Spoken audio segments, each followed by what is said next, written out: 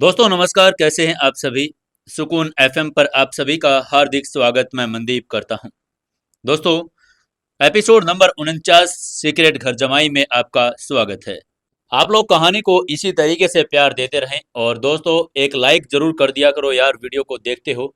साथ में एक प्यारा सा कमेंट करके हमें जरूर लिखकर बताएं कि कहानी कैसी लग रही है, और एक शेयर जरूर से जरूर करें और जल्द से जल्द अपने 10,000 सब्सक्राइबर भी करवाइए, जिसके बाद हम आपको नई नई और कहानियां और वीडियो के साथ वाली कहानियां भी लाकर सुनाएंगे। और दोस्तों, कई दोस्त कहते हैं कि बेमानी मोहब्बत और सीओ से शादी कब आएगी, तो मैं उनको बता देना चाहता हूँ, सीओ से शादी तो जल्द ही आने वाली है, शायद जल्द ही आएगी। और बेमानी मोहब्बत भी अभी तैयार हो रही है, तो वो भी जल्द ही आपको सुने को मिलेगी। और उसके साथ ही एक और नई कहानी भी हम आपको सुनाने जा रहे हैं, जो बहुत ही अच्छी कहानी है और सुपर नेचुरल कहानी है, जो बड़ी ही आपको पसंद आने वाली है। चलिए अब शुरू करते हैं सीक्रेट घर जमाई का 49वां एपिसोड। समर को मारने के लिए कंकाल लेके किलर आई थी, जिसको समर ने मार दिया था। फिर उनको पता चला कि उस किलर ने विला की हाउसकीपर मिस माया और उसके पति को मार दिया है, जिसके बाद कियारा दुखी हो गई थी। अगले दिन कियारा और समर दोनों रोहन की शादी में गए और वहां बैंकेट हॉल में मैनेजर और हितेश रोहन और उसको वहां से बाहर जाने के लिए कह रही थी। तभी वहां पर पायल आ गई और उसने मैनेजर को थप्पड़ मारा। थप्पड़ की आवाज गूंज गई। पायल ने मैनेजर शशिकांत के मुंह पर एक और थप्पड़ जड़ दिया और कहा, मैं आज और अभी से आपको नौकरी से निकाल रही हूं। अब आप इस होटल में मैनेजर नहीं हैं। शशिकांत ने अपना हाथ अपने गाल पर रखा था और वो बहुत हैरान था। उसे समझ नहीं आ रहा था कि वो वही कर रहा था जो होटल के लिए सही था, लेकिन फिर भी पायल उसे नौकरी से क्यों निकाल रही थी। शशिकांत ने गुस्से में पूछा, यंग मिस्ट्रेस, आप मुझे नौकरी से क्यों निकाल रही हैं? मैं तो वही कर रहा हूं जो होटल के लिए भलाई है। पायल ने दबक स्वर में कहा, क्योंकि आपने समर को ऑफेंड किया। पायल की बातें सुनकर शशिकांत चौंक गया। हाँ, उसने समर को ऑफेंड किया, लेकिन ये सब होटल की खातिर ही तो। हितेश भी कोई आम व्यक्ति नहीं था जिससे पंगा लिया जा सके। मिस्टर हितेश को बाहर निकालना होटल के लिए अच्छा नहीं था। उसे यह नहीं पता था कि पायल की नजर में 10 हितेश मिलकर भी एक समर जितना इंपॉर्टेंट नहीं हो सकते। शशिकांत ने खुद को समझाने की कोशिश की और मन ही मन कहा, चेयरपर्सन मैडम, मैं आपके फैसले से संतुष्ट नहीं हूं। समर को बाहर निकालना होटल के लिए सही फैसला था, और आप मुझे ही नौकरी से निकाल रहे हैं। यह आप नहीं कर सकती। Kapoor group of industries Indore शहर की एक नंबर 1 कंपनी थी और रिवर सिन होटल उसी की संपत्ति थी। इसलिए उस होटल का मैनेजर होने के नाते उसकी सैलरी बहुत ज्यादा थी। करोड़ों रुपए की सैलरी लेता था वो, और वो अपनी नौकरी खोना भी नहीं चाहता था। और तो और उसकी नज़र में उसने जो भी किया वो बहुत ही अच्छा फैसला लिया था। होटल के लिए बिल्कुल भी सही था। यंग मिस्ट्रेस को उसे नौकरी से नहीं निकालना चाहिए था। पायल के चेहरे पर ठंडे भाव देखकर शशिकांत के चेहरे के भाव बदल गए। वो जानता था कि पायल बहुत गुस्से में है। अगर वो अभी नहीं गया तो उसे नौकरी से निकाले जाने का मुआवजा भी नहीं मिलेगा। वो उदास होकर होटल से बाहर चला गया। अब तक उसे अपनी नौकरी से निकाल जाने का कारण भी समझ नहीं आया। पायल का गुस्सा सबके सामने था। एक होटल मैनेजर को बस कुछ ही शब्दों में उसने नौकरी से निकाल दिया था। इसके बाद पायल ने हितेश की तरफ मुड़ते हुए कहा, मिस्टर हितेश, आज होटल समर इस्तेमाल करेगा, प्लीज आप यहां से चले जाइए। अगर शशिकांत को नौकरी से निकालना सबके लिए एक झटका था, तो हितेश को जाने के लिए कहना भी उससे बड़ा झटका था। हितेश इंदौर शहर के दूसरे सबसे पावरफुल आदमी का बेटा था। उसका बैकग्राउंड इंदौर शहर के 4 मशहूर यंग मास्टर से भी ज्यादा स्ट्रोंग था। उसे इस तरह जाने के लिए कहना उसके चेहरे पर कोई थप्पड़ मारने के बराबर ही था। हितेश ने उसकी बात पर यकीन नहीं हो रहा था। उसे उम्मीद नहीं थी कि उसे ऐसे जाने के लिए कह देगी। हितेश ने गंभीरता से कहा, मिस कपूर, क्या आप जानती है मैं कौन हूं? आपकी हिम्मत कैसे हुई मुझे यहां से बाहर जाने के लिए कहने की? लेकिन उसकी धमकी का पायल पर कोई असर नहीं हुआ।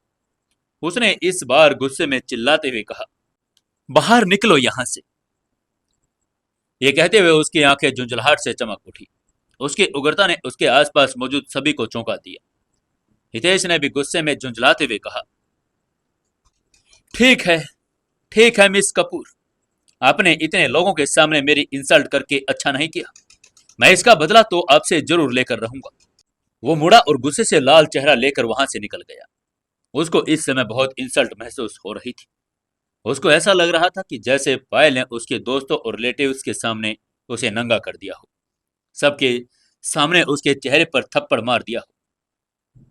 पायल मुस्कुराई और रोहन से बोली, मिस्टर रोहन, आपको हमारी वजह से जो भी मुश्किल का सामना करना पड़ा, उसके लिए मैं माफी मांगती हूँ। रोहन को अपनी आंखों पर विश्वास नहीं हो रहा था। उसको लग रहा था कि जैसे वो कोई सपना देख रहा है।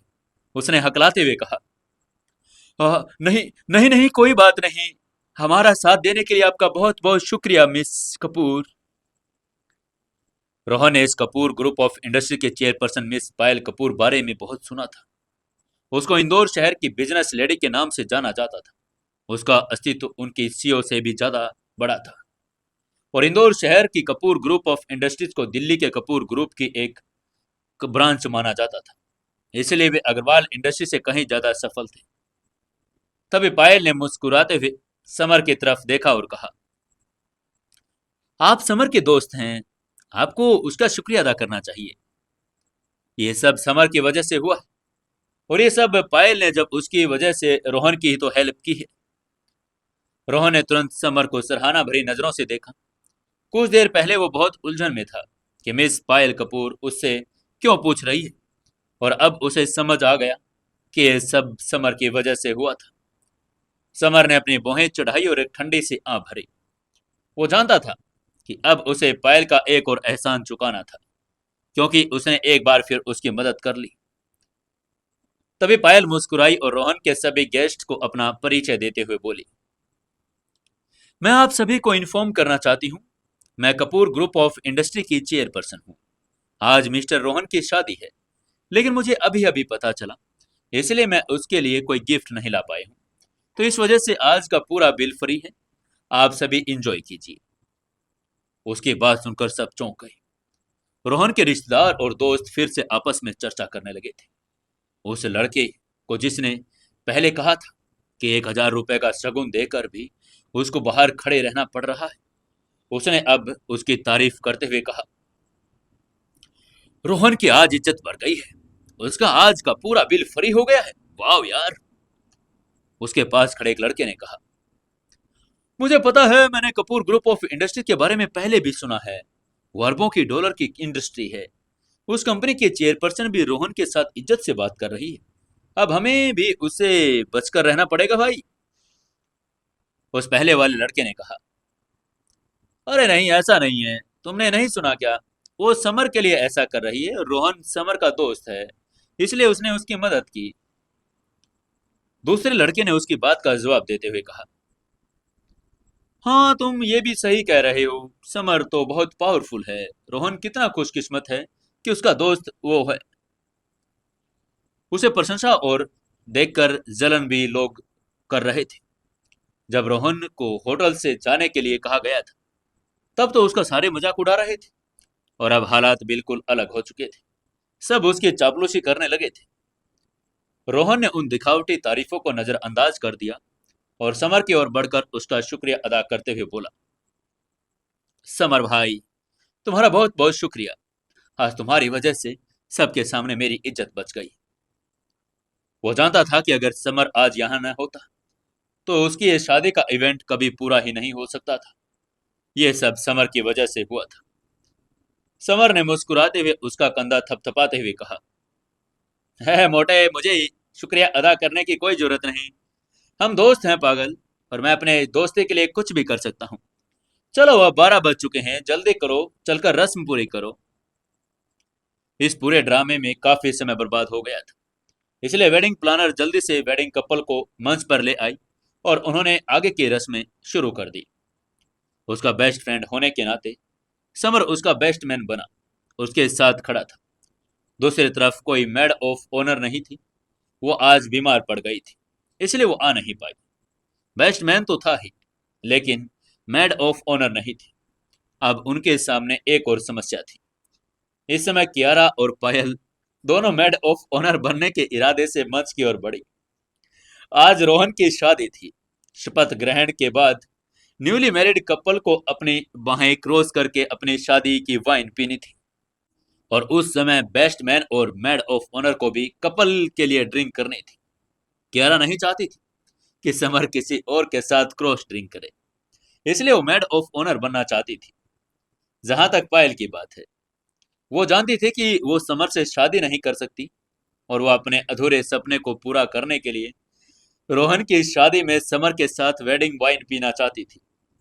इंदौर शहर छोड़ने से पहले खुद के लिए उसका आखिरी पार्टिंग गिफ्ट चाहती थी। कियारा और पायल दोनों ही मेड ऑफ ऑनर बनना चाहती थी। वे एक दूसरे को घूर रही थी, किसी का पीछे हटने का मन नहीं था। दोनों लड़कियां झगड़ने लगी। दोनों में से कोई भी दूसरे लड़के को समर के साथ वेडिंग वाइन पीते हुए नहीं देखना चाहती थी। कियारा ने रोहन से कहा, रोहन, मैं तुम्हारी पत्नी की मेड ऑफ ऑनर बनना चाहती हूँ, क्या तुम्हें इससे कोई आपत्ति है? वो निश्चित रूप से मेड ऑफ ऑनर बनने वाली थी, क्योंकि बेस्ट मैन समर था और उसकी पत्नी होने के नाते स्वाभाविक रूप से उसे मेड ऑफ ऑनर बनना ही चाहिए था।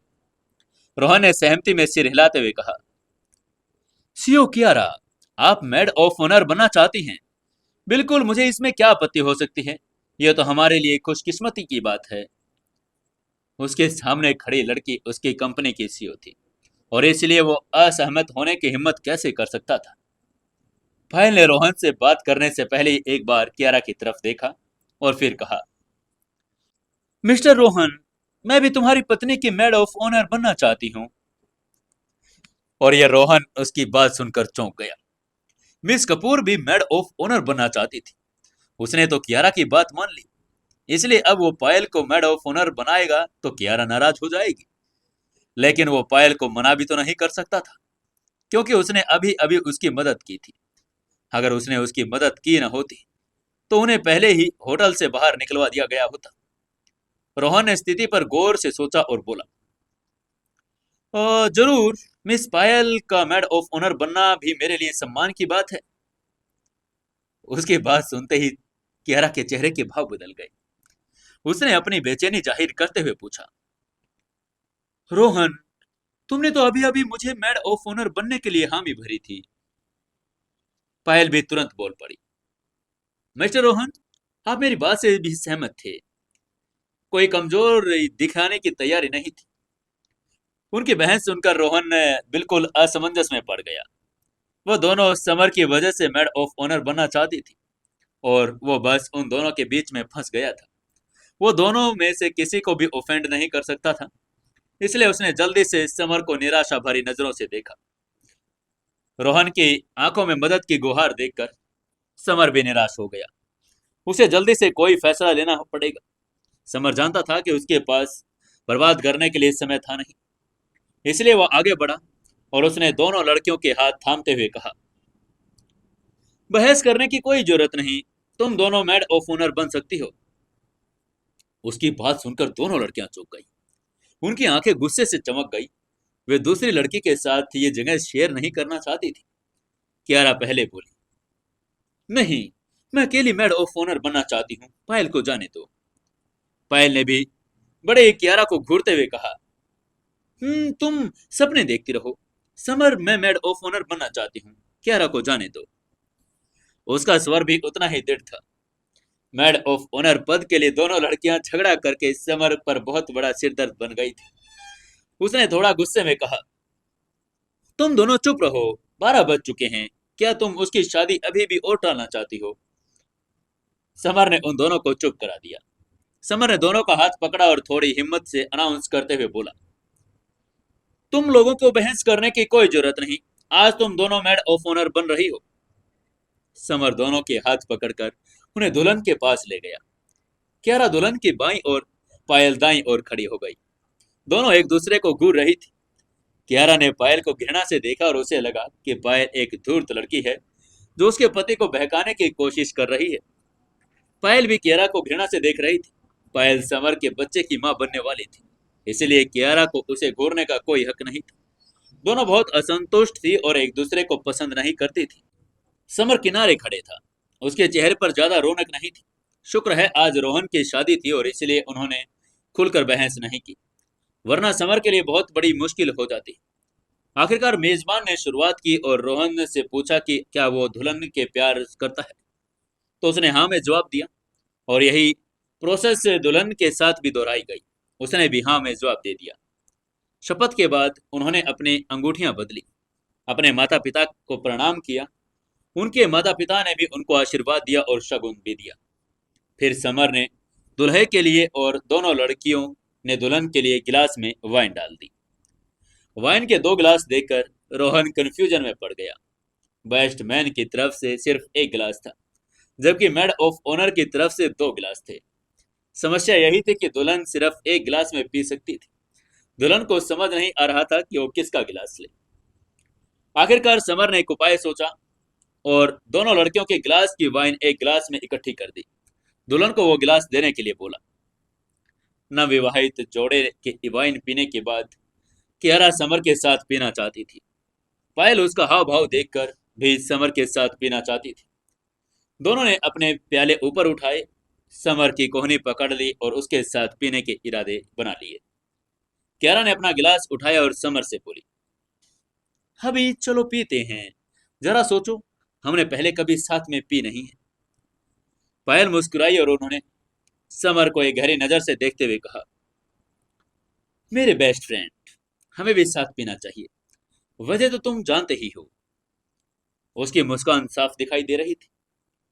अगर एक खूबसूरत लड़की तुम्हारे साथ शादी की शराब पीना चाहे तो ये बहुत खुशी की बात होगी, लेकिन अगर दो खूबसूरत लड़कियां तुम्हारे साथ शादी की शराब पीना चाहे तो ये बहुत निराशाजनक स्थिति थी। उसे पहले किसके साथ पीना चाहिए, कियारा के साथ या समर के साथ, पायल के साथ? इस सवाल का जवाब देना मुश्किल था। अगर वो पहले कियारा के साथ पीता तो पायल नाराज हो जाती।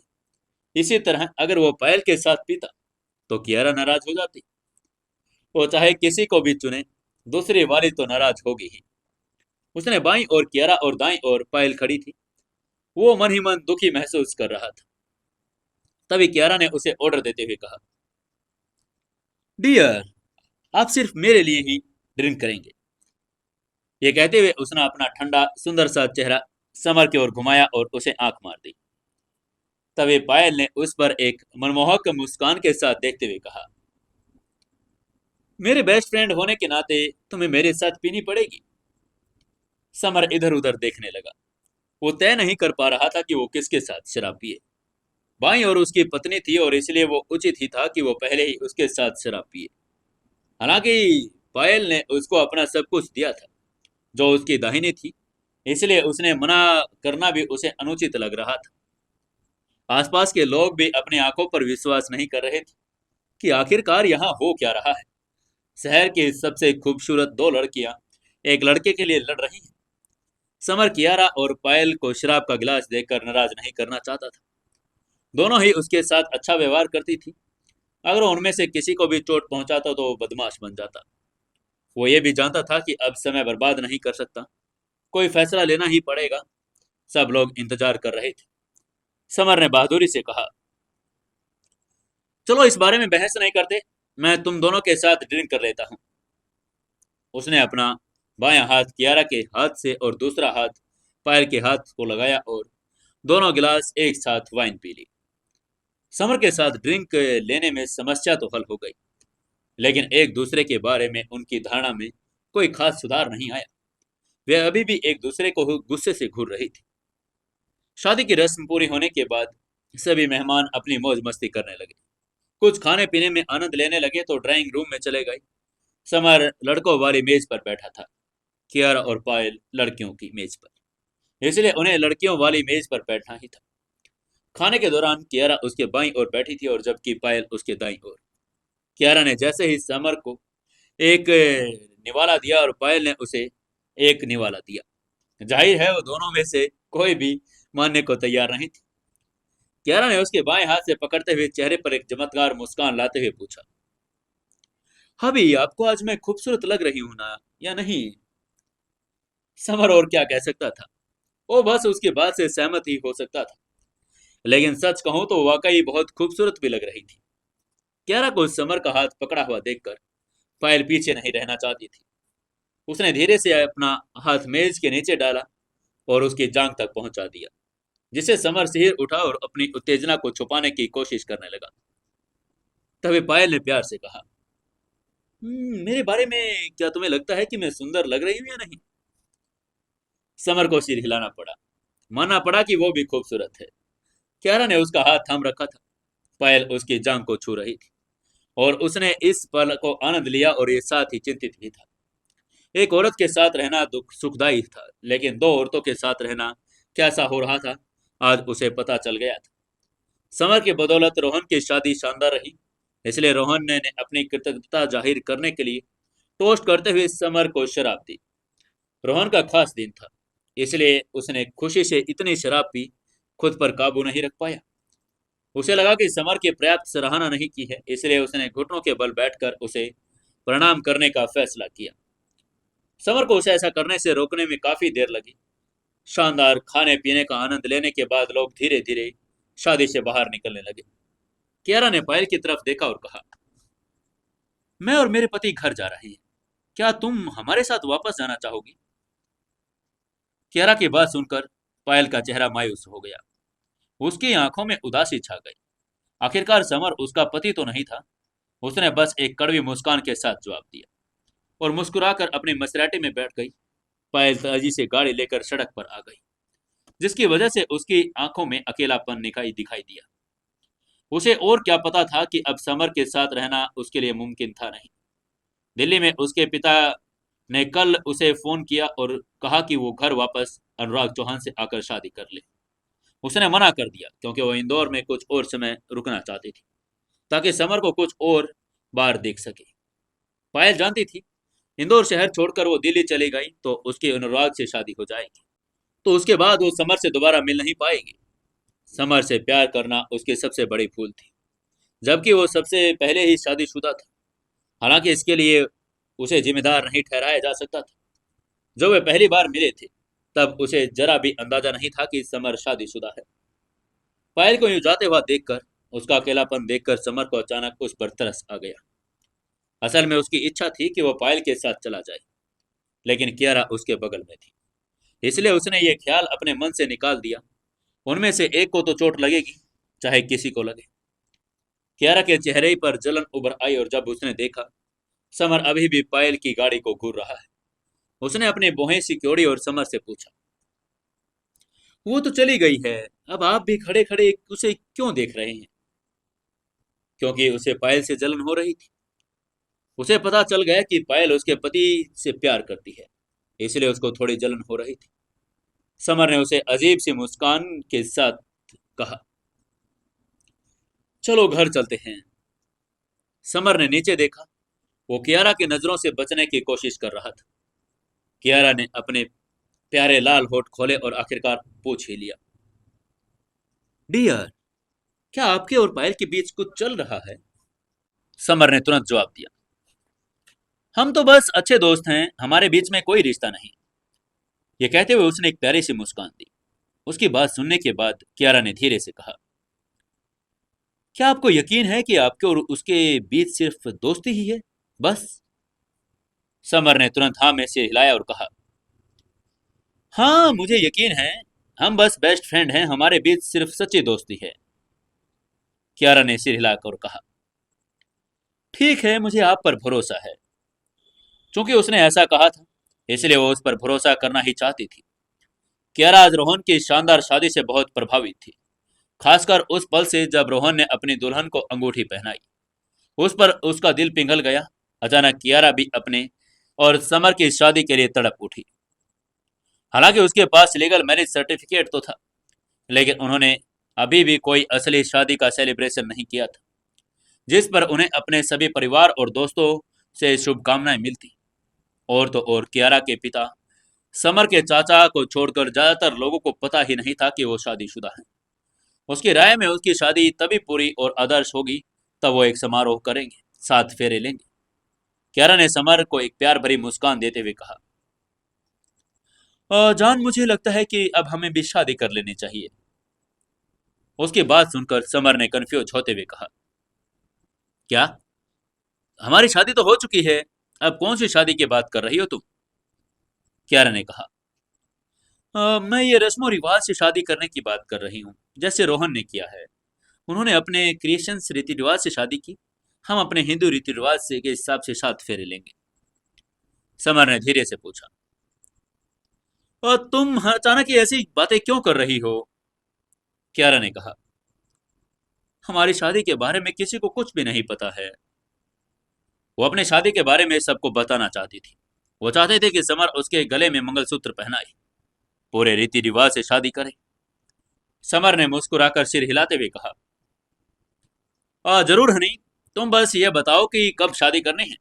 तुम तारीख और जगह तय करके मुझे बता देना, बाकी के सभी अरेंजमेंट मैं कर लूंगा। समर की हाँ सुनकर कियारा के चेहरे पर खुशी की लहर दौड़ गई। उसने अभी तारीख या जगह तय नहीं की थी, लेकिन उनके पास प्लानिंग करने का समय था। तभी खुशी खुशी कियारा ने अचानक समर से कहा, चलो जान, चलकर एक नई गाड़ी खरीद लेते हैं। पुरानी वाली तो खत्म हो गई। अब हम कब तक ऐसे पैदल घूमते रहेंगे? वो आज शादी के लिए टैक्सी लेकर आए थे, क्योंकि कल रात महावीर ने उनकी गाड़ी तोड़ दी थी। एक कंपनी के सीईओ होने के नाते रोजाना टैक्सी से ऑफिस जाना अनुचित था। उसे अपनी गाड़ी चाहिए ही थी। समर ने अपनी जेब में हाथ डालते हुए कहा, हाँ जरूर, महावीर ने मुझे 50 करोड़ का चेक भी तो दिया है। हम इसे एक छोड़ो 10 अच्छी गाड़ियां खरीद सकते हैं। उन्होंने इस बारे में थोड़ी बातचीत की और कौन सी कार लेनी है। समर ने ओडी या पोर्श का सुझाव दिया, लेकिन कियारा को बीएमडब्ल्यू ही पसंद थी। समर बीएमडब्ल्यू के राजी हो गया, क्योंकि गाड़ी कियारा ने ही तो चलानी थी। और वे टैक्सी लेकर बीएमडब्ल्यू इन्फिनिटी कार शोरूम की ओर चल पड़े। जब समर और कियारा शोरूम में पहुंचे, तो उन्होंने देखा कि इस सेंटर में कुछ सेल्स गर्ल्स भी थी। वो 20 साल की थी और सबसे अच्छी दिखती थी। शोरूम के मैनेजर भी एक लड़की ही थी, जो 30 साल की थी। मैनेजर ने जब समर और कियारा को आते हुए देखा, तो उनके पास आकर खड़ी हो गई। सभी गाड़ियों के काम, परफॉर्मेंस, कीमत के बारे में उसने विस्तार से बताया, जिसे पता चला कि वो वाकई जानकार थी और उसका कमीशन उसकी बेची गई गाड़ियों पर ही तो आधारित था। कियारा ने आखिरकार एक मॉडल देखा और BMW X5 लेने का फैसला किया। उसने एक टेस्ट ड्राइव ली। वो बस गाड़ी से संतुष्ट थी। BMW सेंटर बेहतरीन सेवाएं दे रहा था। समर और कियारा ने भुगतान करने के बाद तुरंत गाड़ी स्टार्ट की और अपनी नई गाड़ी लेकर वहां से निकल गई। वो वहां से निकले ही थे, कुछ देर बाद समर का फोन बजने लगा। समर ने कॉल अटेंड किया और कॉल कान को लगाते हुए कहा, हेलो, हाँ बख्तावर, बोलो क्या बात है? समर भाई, समर, मैं बख्तावर नहीं, उसका दोस्त बोल रहा हूं। बादल का नाम सुनते ही समर सोच में पड़ गया। कुछ देर सोचने के बाद समर को एहसास हुआ, बख्तावर का एक साथी था जिसका नाम बादल था। फिर उसने मन ही मन सोचा, लेकिन बादल ने बख्तावर के नंबर पर मुझे कॉल क्यों किया? बादल ने भी समर के उलझन को भांप लिया, इसलिए उसने समझाते हुए कहा, समर भाई, मुझे पता है आप सोच रहे होंगे मैंने बख्तावर के नंबर से कॉल क्यों किया। तो भाई, बात कुछ ऐसी है। बख्तावर इंदौर की एक बड़ी गैंग में से कॉन्फ्रेंस से गया था। जाने से पहले उसने अपना फोन मुझे दिया था। उसने कहा कि अगर वो एक दिन में वापस न आया, तो आपको फोन करके उसे बचाने के लिए मदद मांगू। बादल की बात सुनकर समर समझ गया कि कुछ तो गड़बड़ है। बख्तावर उसका साथी था, उसे ज्यादा फोन करने की आदत भी नहीं थी। उसने तभी कॉल करने के लिए कहा होगा जब बड़ी मुसीबत होगी। बादल ने बड़े सम्मान भरी आवाज में कहा, समर भाई, समर भाई, बख्तावर ने मुझे शिवदार ढाबे पर आपका इंतजार करने को कहा था। मैं आपका वही इंतजार कर रहा हूं। समर ने सिर हिलाते हुए कहा, ठीक है, मैं थोड़ी देर में शिवदार ढाबे पर पहुंच रहा हूं। ये कहते हुए उसने फोन रख दिया और अगर बख्तावर खतरे में है तो समर को जाना ही पड़ेगा। समर ने फोन को रखते ही कियारा से कहा, जान, मुझे एक जरूरी काम पड़ गया, इसलिए तुम्हें अब अकेले ही घर जाना पड़ेगा। तुम घर जाओ, मैं फ्री होते ही घर आकर तुमसे मिलता हूं। समर ने कियारा को बख्तावर वाली बात नहीं बताई। उसे पता था कि वहां फाइट होगी और वो नहीं चाहता था कि कियारा ये बात सुनकर परेशान हो। तभी कियारा ने भौहें चढ़ाई और कहा, जानू, अपना ध्यान रखना। समर ने हाथ हिलाकर इशारा किया कि चिंता की कोई बात नहीं। उसने एक टैक्सी रोकी, फिर शिवदार ढाबे की ओर चल पड़ा। थोड़ी देर बाद वो वहां पहुंचा और वहां पहुंचते ही उसको ढाबे के बाहर एक नौजवान लड़का खड़ा मिला। वो लड़का चिंतित लग रहा था, इधर उधर टहल रहा था। उस नौजवान ने जब समर को देखा तो वो जल्दी से उसके पास आ गया। अभिवादन करते हुए बोला, समर भाई, समर भाई आप आ गए। मैं ही बादल हूँ। बादल ने समर को पहले भी देखा था और जानता था कि वो बहुत पावरफुल है। बख्तावर भी उसे बड़ा भाई कहता था। उसका सब ऑर्डिनेट बनने को तैयार था। समर ने अपनी बाहें उठाई और उसने बादल से पूछा, बादल, तुम्हें पता है कि जिस कॉन्फ्रेंस में बख्तावर गया था वो कॉन्फ्रेंस कहाँ हो रही थी? बादल ने सिर हिलाते हुए जवाब दिया, जी भाई, मुझे जो पता है वो कॉन्फ्रेंस चित्तौड़गढ़ रोड पर एक विला में हो रही थी। मैं आपको वहां ले चलता हूँ। उसने समर को अपनी गाड़ी में बैठने के लिए कहा।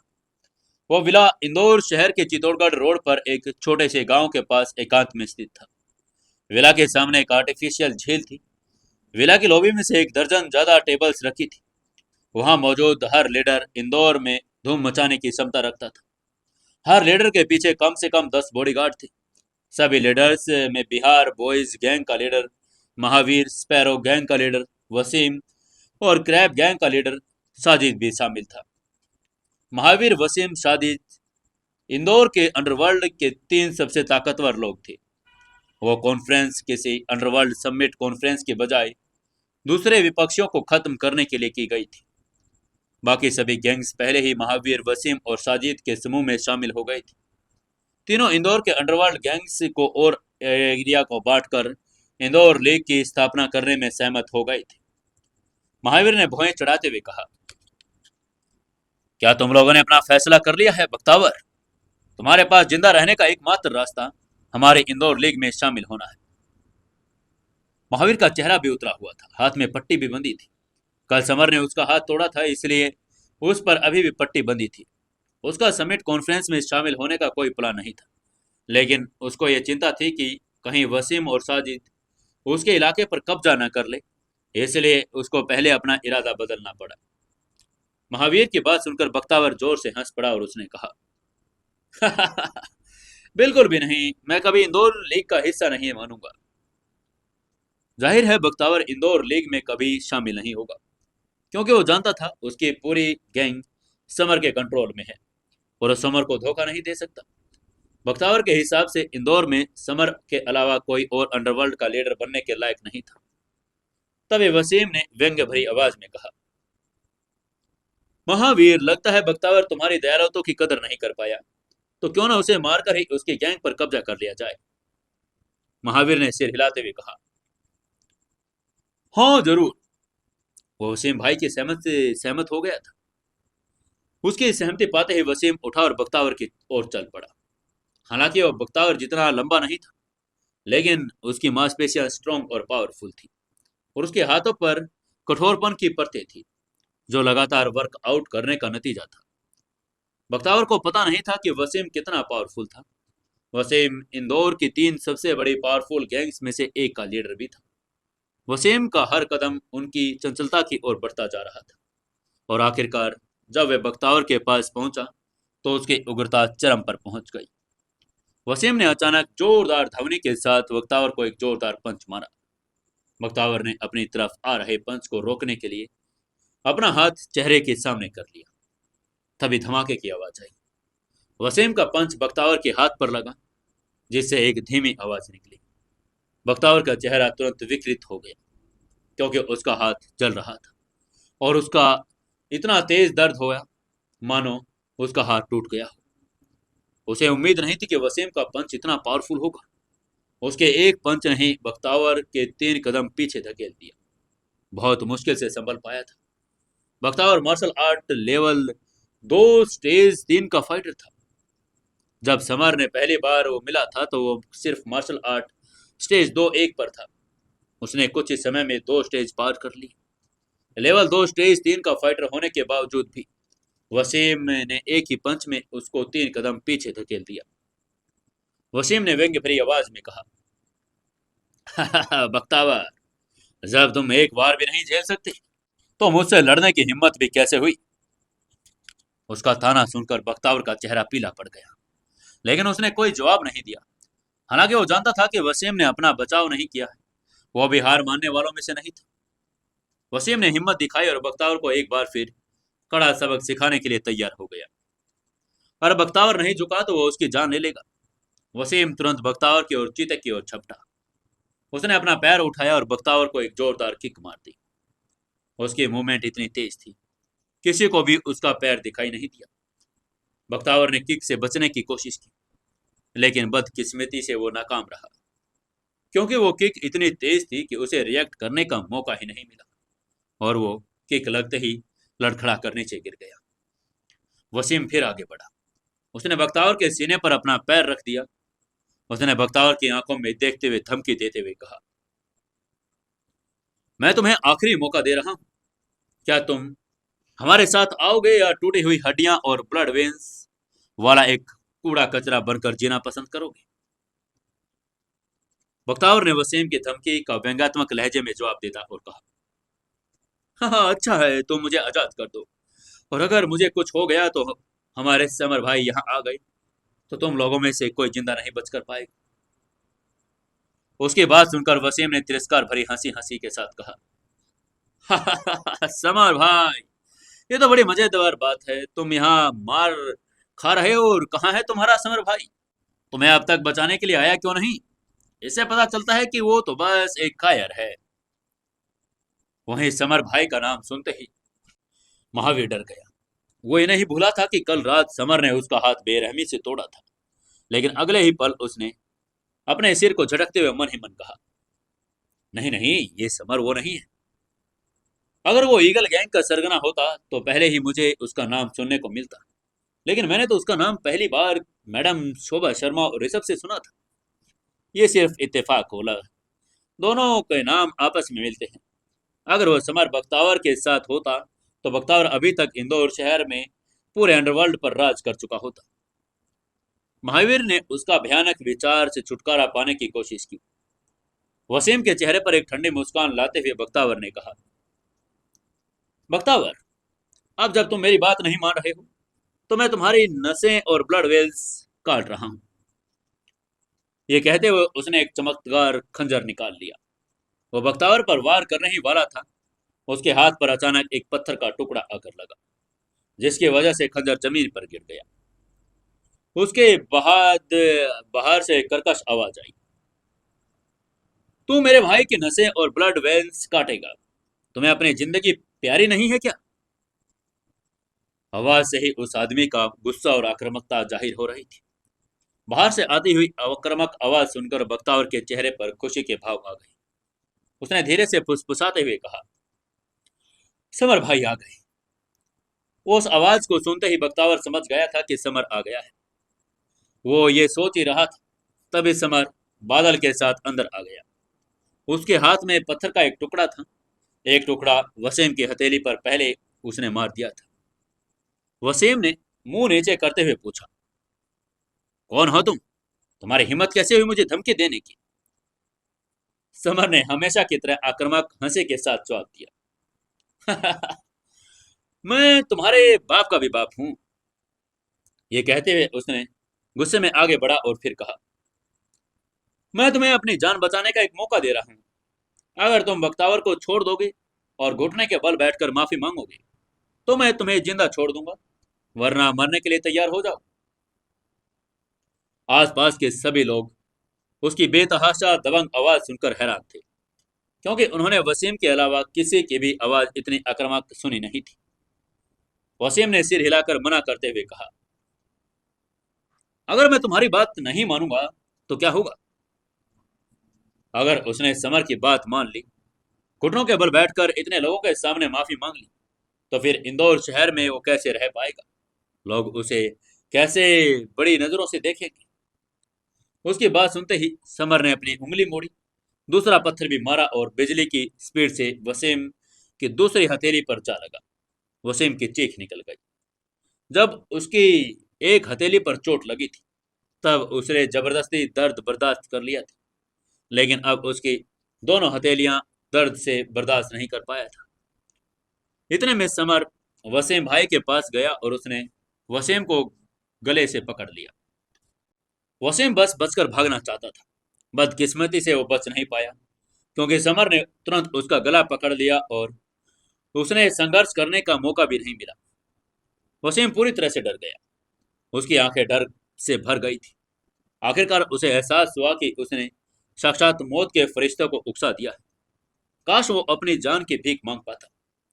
समर ने गुस्से में उसकी आंखों में देखा और कहा, जो कोई भी मेरे फॉलोअर्स को परेशान करने की कोशिश करेगा, मैं उसको जिंदा नहीं छोड़ूंगा। ये कहते हुए उसने अपने एनर्जी अपने हाथ में एकत्रित की और वसीम का गला कुचल दिया। वसीम भाई की आंखों की रोशनी धीरे धीरे कम होती गई।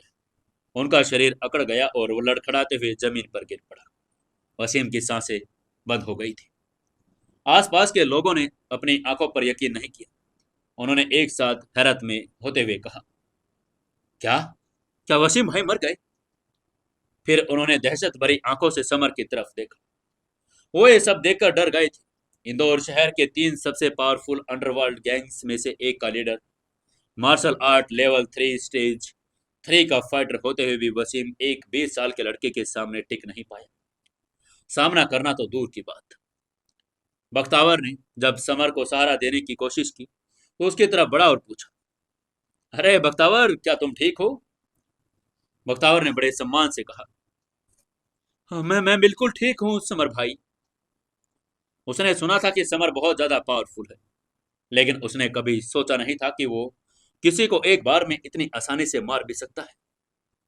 बख्तावर को यह सोचकर शर्म आ रही थी कि समर ने एक ही बात में वसीम को मार दिया और वो उसी वसीम का एक वार भी नहीं झेल पाया था। समर बिल्कुल अलग लेवल का फाइटर था। उसे पहले ही दिन से लग रहा था कि समर एक मार्शल आर्ट फाइट मास्टर है। समर ने एक एक्सपर्ट की तरह अपने हाथ पीछे किए और पूछा, मैंने सुना है कि तुम लोग एक अंडरवर्ल्ड गैंग्स की समिट कॉन्फ्रेंस कर रहे थे, इंदौर लीग स्थापित करने का प्लान बना रहे थे। हालांकि उसने धीमे स्वर में पूछा था, फिर भी लोग उसके किलर ओरे को देखकर भांप चुके थे। सभी चुप थे।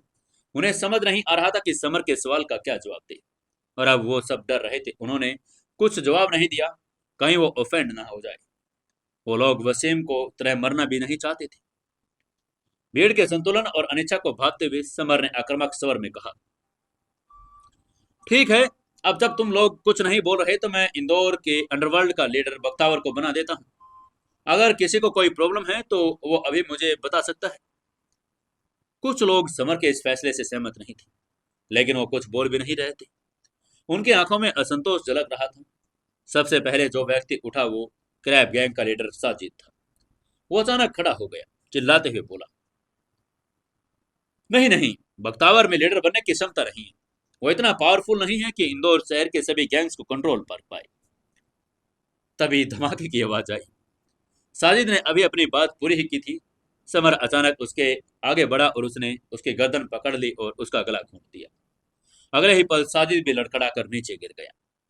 उसको मारने के बाद समर ने गुस्से में बाकी सभी से पूछा, क्या कोई और है जो मेरी बात से सहमत नहीं, जिसको भी अभी कोई दिक्कत है, वो अभी भी खड़ा हो जाए। वहां मौजूद सभी लीडरों के चेहरे पसीने से भर गए थे। उनकी आंखों के सामने एक 20 साल के लड़के ने एक और झटके में वसीम और साजिद दोनों को मार दिया। वो जानते थे कि जो लड़का ये सामने खड़ा है बहुत बेरहम और निर्दयी है। अगर वो उसकी बात को नहीं मानेंगे तो वसीम और साजिद की तरह मर जाएंगे।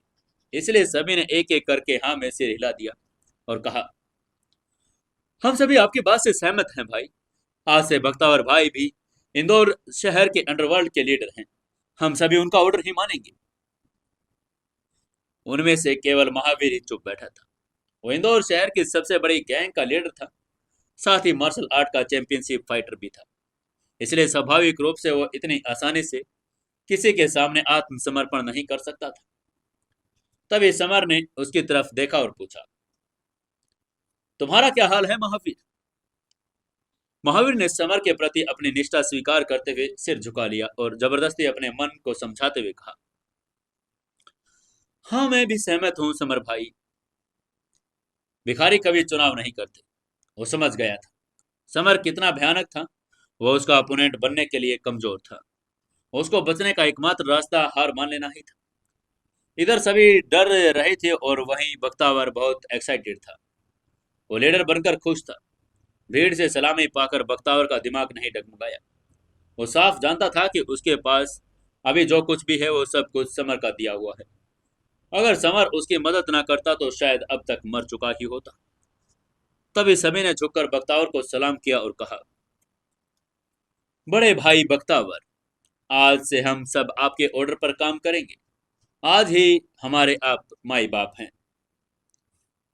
उनकी बात पूरी होते ही बख्तावर ने समर की तरफ इशारा किया और सभी से कहा, अब से समर भाई मेरे गॉडफादर हैं। आप सभी को आज से उनके आदर्शों का पालन करना होगा। जो कोई भी उनके खिलाफ जाएगा उसे जान से मार दिया जाएगा। उसकी बात सुनते ही सभी ने तुरंत सम्मान के साथ समर को प्रणाम किया और कहा, गॉड फादर समर, आज से हम सभी आपको फॉलो करेंगे। लॉबी में मौजूद हर लीडर ने समर को झुककर सलाम किया। सब ने उसको गॉड फादर मान लिया था। लीडरों के अलावा पीछे खड़े सभी बॉडीगार्ड्स भी झुककर गॉड फादर समर कहकर सलाम कर रहे थे। अंडरवर्ल्ड का नियम भी यही था। लोग पावरफुल इंसान को ही अपना लीडर मानते थे। बख्तावर ने समर लीग नाम से नया लीग भी स्थापित कर दिया। बख्तावर केवल नाम मात्र का लीडर था। असली लीडर तो समर ही था। समर को सभी गैंग्स के बीच की फाइट में कोई दिलचस्पी भी नहीं थी। इसलिए उसने बख्तावर की ओर हाथ हिलाया और मुड़ा और अपना काम पूरा करके वहां से तेजी से बाहर निकल गया। वो शैडो ग्रुप का शैडो किंग था। जिस शैडो ग्रुप का नेतृत्व कर रहा था वो बेहद पावरफुल था। शैडो ग्रुप का कोई भी व्यक्ति उन सभी लोगों को मार सकता था। इसी बीच उधर विला नंबर 13 में कियारा आराम कर रही थी। अचानक उसने दरवाजा खटखटाने की आवाज सुनी। उसने दरवाजा खोला तो देखा बाहर पानी पहुंचाने वाला एक आदमी था। पानी पहुंचाने वाला आदमी अधेड़ उम्र का था। उसने नीली वर्दी पहनी थी। उसने अपने कंधे पर पानी की बैरल लिए था। डिलीवरी मैन ने मुस्कुराते हुए कियारा से कहा, नमस्ते मैम, ये रहा पानी का बैरल जो आपने ऑर्डर किया था। उसकी बात सुनकर कियारा कुछ पल के लिए झिझक गई। उसकी आंखों में उलझन के भाव थे। उसे याद ही नहीं आ रहा था कि उसने कब बैरल पानी का ऑर्डर किया। कियारा ने सिर हिलाकर ना में जवाब दिया और कहा, माफ करना लेकिन मैंने कोई ऑर्डर नहीं किया। लग रहा था कि डिलीवरी मैन को पहले उसे पता था कि कियारा क्या कहने वाली थी। इसलिए उसने मुस्कुराकर कियारा को समझाते हुए कहा, ये निपानिया पैलेस के सभी निवासियों के लिए ऑर्डर आने वाले न्यू ईयर के लिए ओकेजन पर हमारी तरफ से एक गिफ्ट है। डिलीवरी मैन की बात सुनकर कियारा चौंक गई। निपानिया पैलेस इंदौर शहर के सबसे आलीशान इलाका था और यहाँ के हर विला की कीमत करोड़ों में थी, जो किसी के लिए भी खरीदना नामुमकिन था।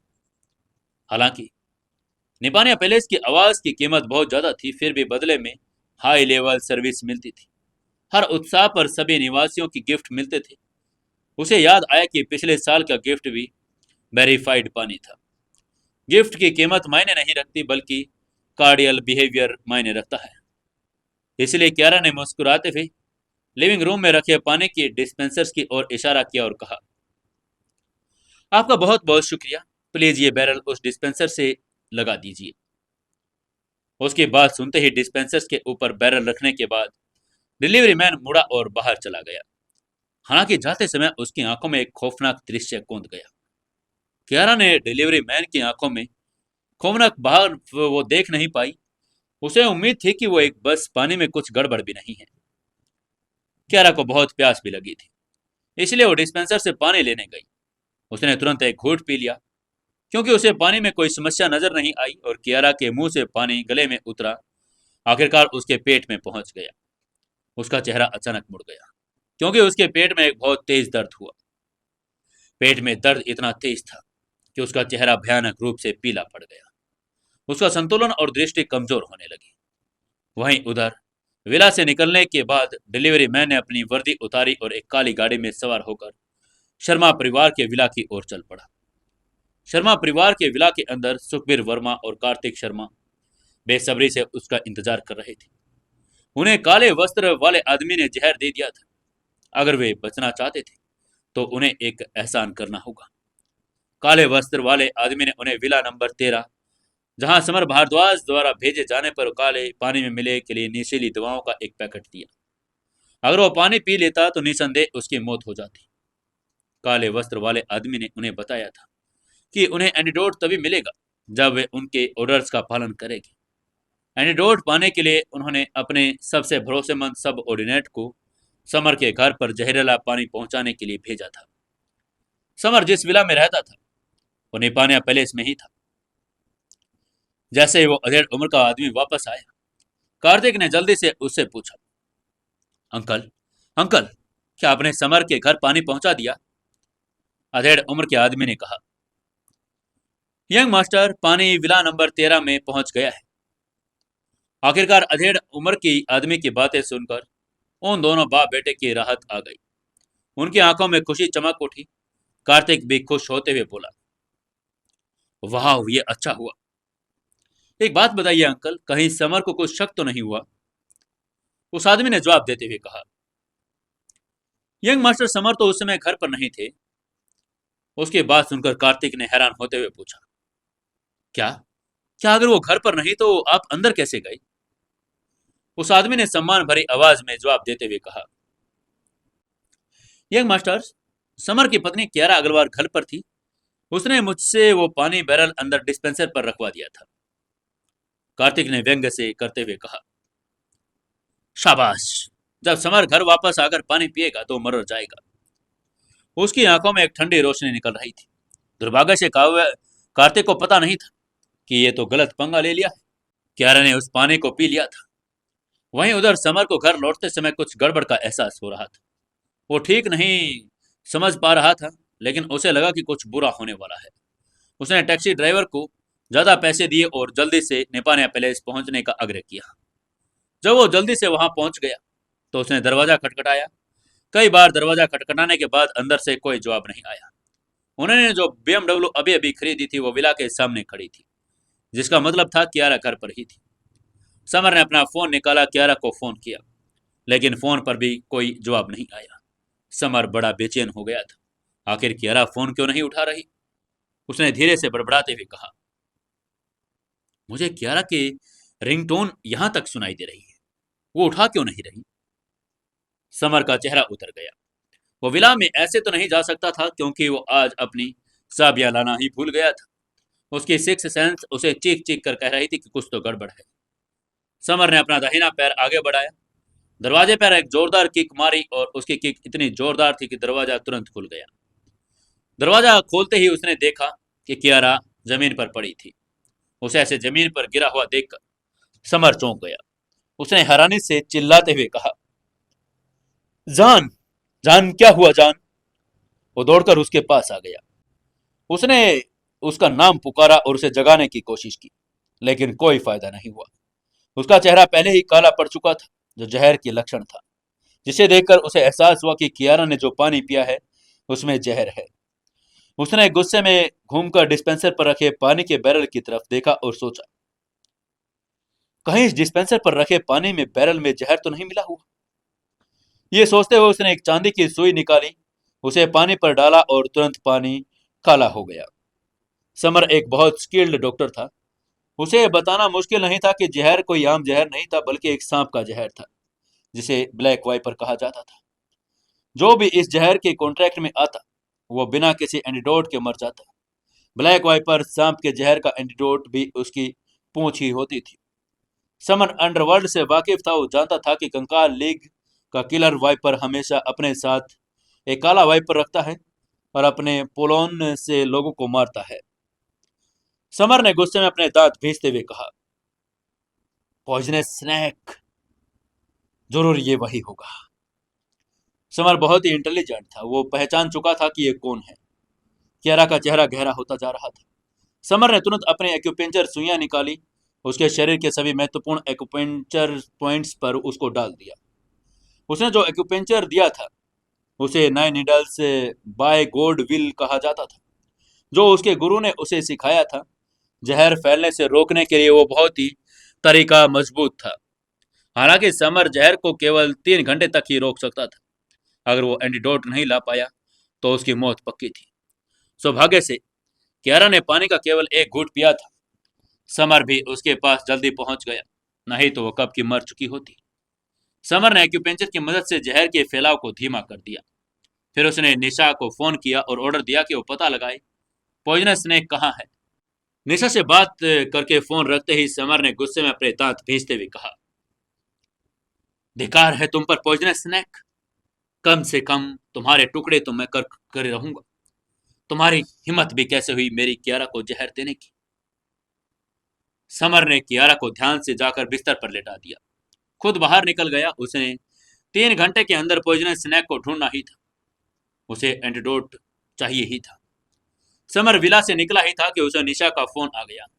उसने समर को बताया कि उसे अभी तक पता नहीं चला कि पॉइजनस स्नैक कहाँ है, लेकिन निपानिया पहले शर्मा परिवार की प्रॉपर्टी के अंतर्गत आता था और पानी पहुंचाने वाला जरूर शर्मा परिवार का कोई फॉलोवर होगा। समर के चेहरे पर एक ठंडी मुस्कान आ गई। उसने गुस्से में कहा, शाबाश शर्मा परिवार, लगता है तुम लोगों ने अपनी जिंदगी से कुछ ज्यादा ही अलगाव कर लिया है, इसलिए अपनी मौत से खेल रहे हो। वो जल्दी से बीएमडब्ल्यू में बैठा और शर्मा परिवार की विला की ओर चल दिया। उसे पहले ही पता था कि इंदौर शहर के बड़े परिवारों के लोग बंदरबाट में रहते थे। पिछली बार मेहरा परिवार के टाइगर किंग के साथ सांठगांठ की थी और अब शर्मा परिवार वाइपर के साथ मिलकर उसको मारने की कोशिश कर रहा था। समर ने गुस्से में मन ही मन कहा, लगता है मेरा परिवार की मौत से इन लोगों को कोई खास असर नहीं पड़ा। अब मुझे शर्मा परिवार को भी खत्म करके एक बड़ा कड़ा सबक सिखाना होगा। समर लगभग पागल हो चुका था। उसे एक कड़ा सबक सिखाना चाहता था। समर की गाड़ी इतनी तेज थी कि रोड पर चल रही गाड़ियां दूर दूर तक उसको देख भी साइड होती जा रही थी। उसकी गाड़ी भीड़भाड़ वाले ट्रैफिक से एक लचीली मछली की तरह निकलती जा रही थी। शर्मा परिवार का विला शहर के नॉर्दर्न हिस्से में स्थित था। यह कोई आश्चर्य की बात नहीं थी कि उनके पास अत्याधुनिक सुरक्षा व्यवस्था भी थी। एंट्री गेट पर 2 लंबे चौड़े और हट्टे कट्टे बॉडीगार्ड्स खड़े थे। विला के पीछे की साइड में 1 दर्जन से ज्यादा बॉडीगार्ड्स घूम रहे थे। अमीरों के लिए बॉडीगार्ड्स रखना आम बात भी थी, क्योंकि उनकी सिक्योरिटी से ज्यादा जरूरी और कुछ था भी नहीं। तभी समर के बीएमडब्ल्यू को पास आते हुए देखकर एक बॉडीगार्ड उस पर चिल्लाया, अरे अरे रुको, यहाँ ये शर्मा परिवार की प्रॉपर्टी है, किसी भी गाड़ी को अंदर जाने की इजाजत नहीं है। हालांकि समर ने बिना कुछ बोले एक ठंडे मुस्कान के साथ जवाब दिया और एक्सेलेरेटर को दबा दिया। गाड़ी अचानक एक राक्षस में बदल गई और जो पूरी तरह से स्पीड एंट्री गेट की तरफ जा रही थी। क्या करेगा समर? क्या शर्मा परिवार भी खत्म हो जाएगा या फिर एंटीडोट मिल जाएगा? जानने के लिए जुड़े रहिए अपनी इस कहानी सीक्रेट घर जमाई के साथ। दोस्तों, कहानी को ज्यादा से ज्यादा शेयर करें, कमेंट करें और लाइक जरूर कर दें।